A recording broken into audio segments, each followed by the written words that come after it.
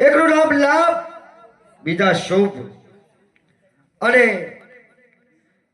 કોઈને દીકરા હોય, કોકને પુત્ર હોય, એ વિઠ્ઠલભાઈ કોકને વળી છોકરાય હોય અને કોકને ગગાય હોય, ગગાય. કેમ એમ? તો કે પુત્ર એટલે પૂનમ.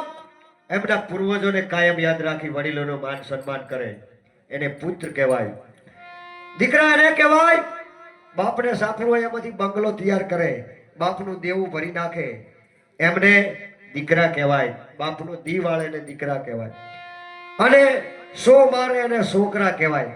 જૂનું પ્લાસ્ટર ઉખાડીને દિવાળી નહીં હોય, ખાલી રંગરોગાન કરે એને છોકરા કહેવાય. અને ગગારી તો વાત જ જવા દો. ગગો કને કહેવાય? ખૈડો લખાવાનો હોય અને ઘેર જઈને વહુ પૂછવા જાય એને ગગો કહેવાય. વહુના કીધા વગર હેડે નહીં એને ગગો કહેવાય. એટલે 4 પ્રકારના છોકરા હોય. એક આવે સુકો ઉપજે, બીજો આવે સુકો હોય, એક વિદેશ ગયો ના વિસરે, અને એક પાહે બેઠો હોય ના પોહાય. મની ઓર્ડરમાં ફોન પે ગૂગલ પે કરતો હોય ઈ વિહરે. બીજો આવે મીઠાઈ લઈને આવે ઈ ના વિહરે, અને એક પાહે બેઠો ના પોહાય. ચમ ના પોહાય કે નશો કરીને આવ્યો હોય ઈ ના ઊંઘે, બીજાને ઊંઘવા ના દે.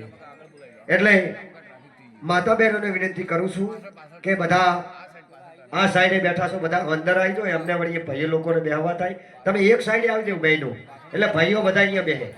તમે બહેનો બધા એક સાઈડે આવી જાઓ. બહેનોની તો શું વાત, તમને તો કશું કહેવાનું જરૂર જ નથી. ચમ કે તમે તો કદીએ દૂધમાં પાણી રેડ્યો એવો નથી, ખાલી પાણી લઈને પસંદ હોય એવો છું.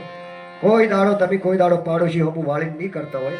આ તો અમારી બાજુની વાત છે, અને અમારી બાજુ તો જબરજસ્ત રાગ છે. હા, હું વહુને રેલડા શીટ ગુંદરે આયા હતા. તમારા હોય ગમે એવું હોય તો અમારી બાજુની વાત છે. શેઠ રેલડા ગુંદરે આયા. એવા ગજાનંદ ગણપતિને બેહાડવાના હોય. ગણપતિ તો બેહી ગયો હોય, આ બોલે ઈ આતમ તત્વ ઈ ગણપતિ છે, પણ આપણી કલ્પના છે ગણપતિ બેહાડવાની. અને એવા ગજાનંદ